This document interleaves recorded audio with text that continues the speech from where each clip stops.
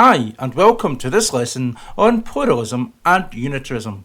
Understanding the concepts of pluralism and unitarism puts you in a much better position to understand where we got to with HR today. It will also help you look forward to the future.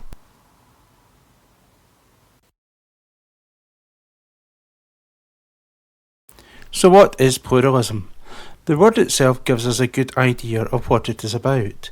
Plural, more than one. Pluralists believe that there are various groups of people within any organisation, but let's think of it as a business. You have employees, managers and owners, each of whom may have different requirements. It could be argued, for example, that the employees may wish wage rises, which may go against owners who want to maximise profit. In other words, compromises have to be reached if such organisations are to be successful. It is also the case that in these organisations there are likely to be representative movements. Employees, for example, might bind together in order to negotiate through such as trade unions. Likewise, employers also sometimes bind together in employer organisations such as the Confederation of British Industry. To put it another way, pluralists believe that the system should be followed in the interests of the organisation or business, that power is spread rather than concentrated in the hands of a few. In other words, that the employer has some power, managers have power, but so too do employees. So pluralism also believes that there is ample opportunity for employees to voice their opinions, perhaps through such as trade unions or staff meetings.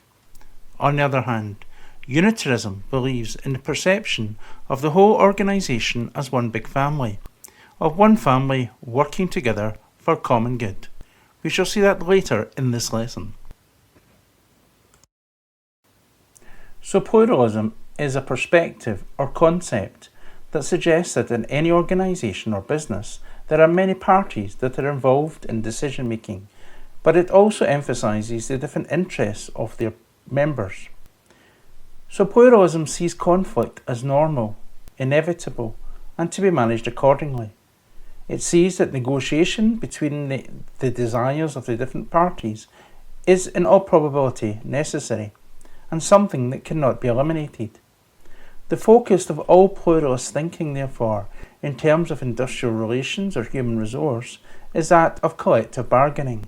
In other words, the employers may come together, as may the employees, collectively put both sides of their story or bargaining and come to a conclusion.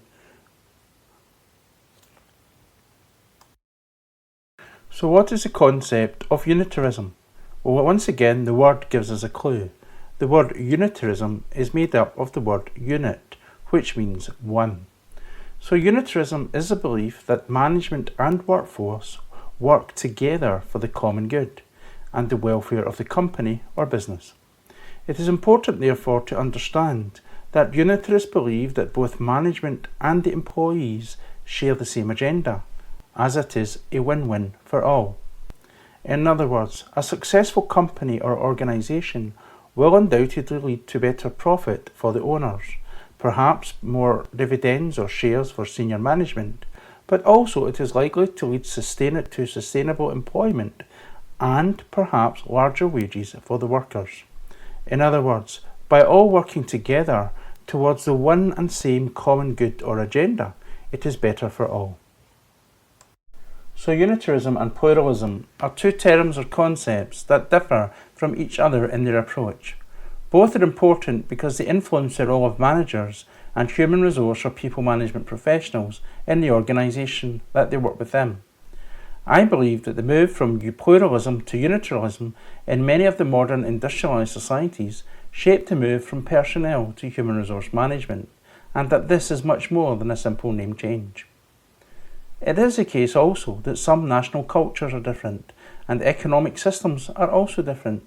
In these cases, an understanding of how culture and the way in which we operate in a society shapes approaches to business organisation, structure, management, and indeed the HR function is really important for us to know about, understand, and debate.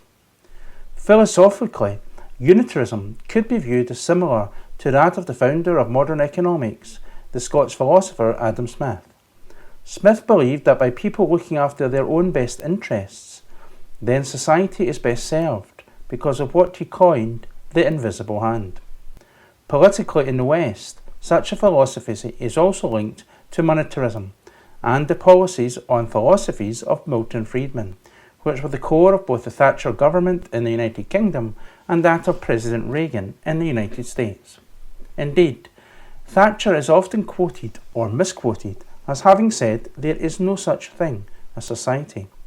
This is a rejection of the idea of community and pluralism, and almost by definition of the sovereignty of unitarism. Thus, at least in the United States and the United Kingdom, from the late 1970s and probably until this present day, there is a strong socio-economic and political culture of unitarism. And this, I argue, led to the move towards unitarism and towards human resource management in business. This move was also seen in the United Kingdom with the Thatcher government's significant review and degradation of trade unions, which saw such as collective bargaining and all-out strike action curtailed by legislation. We should also therefore consider pluralism. Pluralism, to recap, is simply a belief that the way to achieve good industrial relations and human resource management is to acknowledge that various groups of employees, managers and owners have very different requirements and different demands. It is therefore important for management that compromises have to be reached within such an environment. Pluralism does not believe in the power being exercised by management, but it is one of the more differences between unitarism and pluralism. It is about collective bargaining, for example, where people with different views and expectations come together and bargain the best that they can get for themselves. So, to recap, pluralism is seen in this cartoon quite simply with Wendy the worker, Billy the boss or the manager, and the owner Olivia. Pluralism believes that they all have different agenda. They all want what is best for themselves, and only through negotiation and compromise can this be reached. Only through compromise can the business or organisation achieve its objectives. As you will see in one moment, that is quite different from unitarism. In this recap slide, we simply look at recapping on unitarism, which is, as we know, quite different from pluralism. In this slide we see a worker, a manager and an employer all having bright ideas to work out a problem that the business faces. They all work together to achieve and to solve problems in order to make the business or organisation achieve the best possible outcomes. In doing so, they secure jobs, they secure the organisation and the business, and by working together they reach a common goal or aim.